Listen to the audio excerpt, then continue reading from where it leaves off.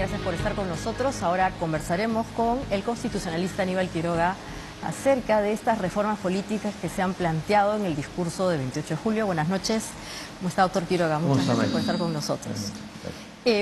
Concretamente hay dos cosas que a la gente le llama la atención. El tema de cómo es que ahora vamos a escoger a nuestros parlamentarios y el asunto de la bicameralidad. ¿Podría explicarnos bien qué va a implicar eso? Una cosa va de la mano con la otra, ¿no? Porque tenemos un Congreso unicameral donde elegimos a 130 congresistas, al principio eran 120, a través de un sistema que, al no haber partidos políticos, no garantiza la mejor selección de los congresistas. Además, el tema de la unicameralidad fue un tema impuesto por un golpe de Estado con la Constitución actual.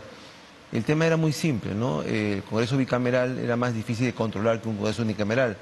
Había que controlar a diputados, 180, y luego a 60 senadores. Los VIPers de aquella época, que hoy día han sido reemplazados por el WhatsApp, eran más complicados. Entonces, la Constitución del año 93 cortó por los años y dijo, bueno, que sean solamente 120, controlaremos una Cámara, más fácil de hacerlo. Y por eso optamos por la unicameralidad de manera abrupta, ¿no? Eso nos ha quitado una base institucional en el Congreso muy importante con el Senado.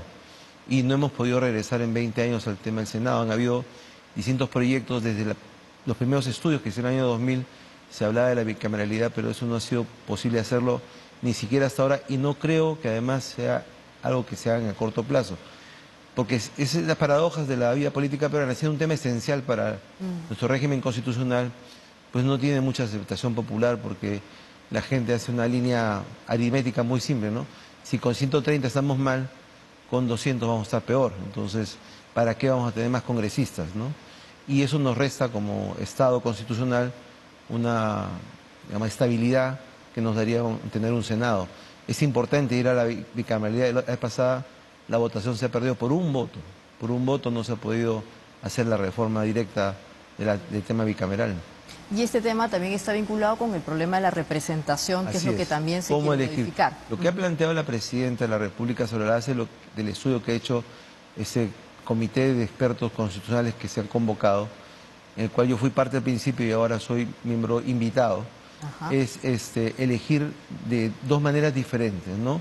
Por una forma uninominal a los que serían diputados y por un distrito único al Senado, para que hayan orígenes distintos en la representación y poder mantener un equilibrio importante en quienes llegan a ser congresistas.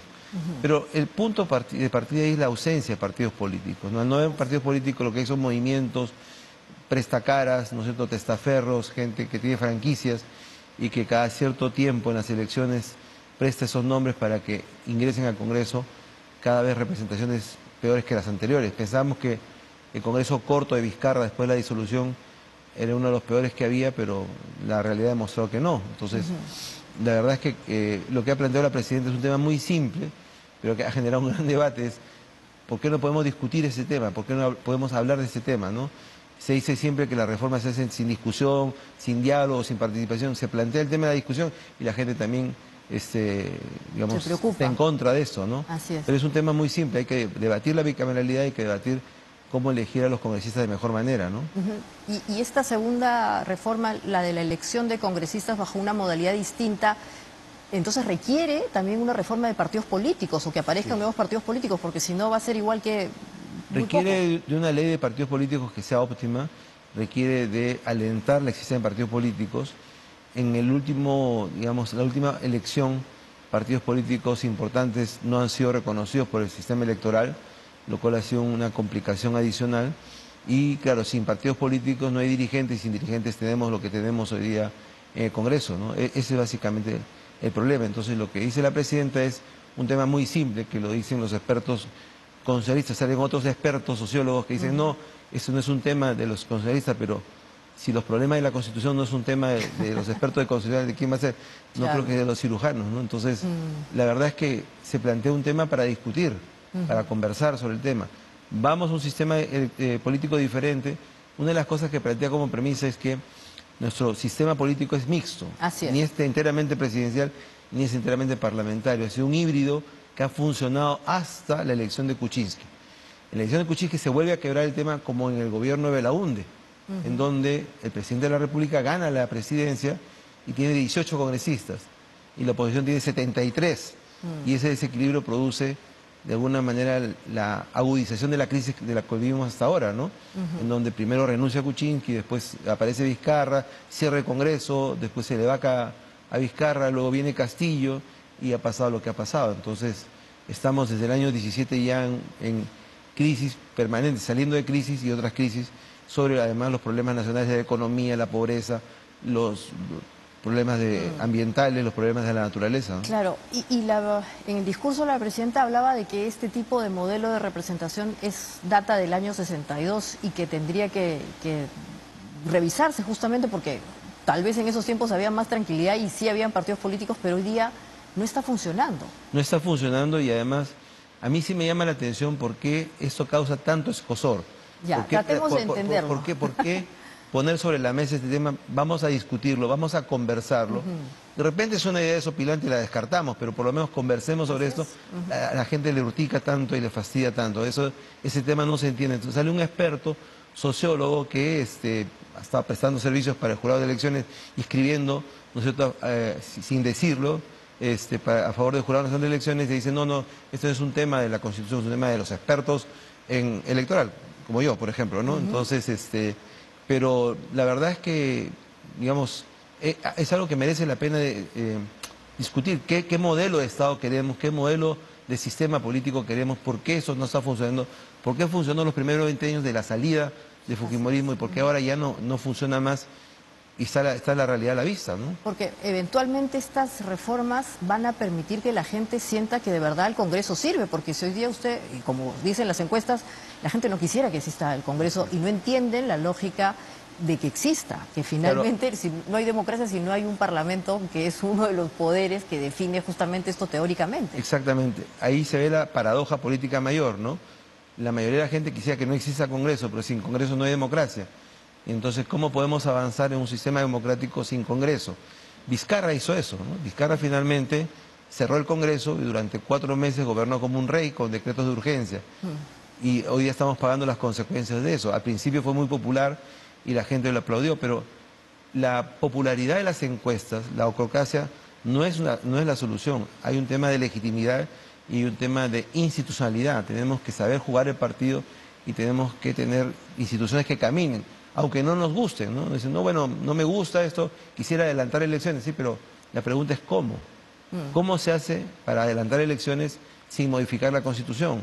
¿Y cómo se modifica la Constitución sin pasar por el Congreso? ¿Cómo se hace eso, no? Entonces, mientras no hay una respuesta clara a eso, yo creo que lo importante es discutir.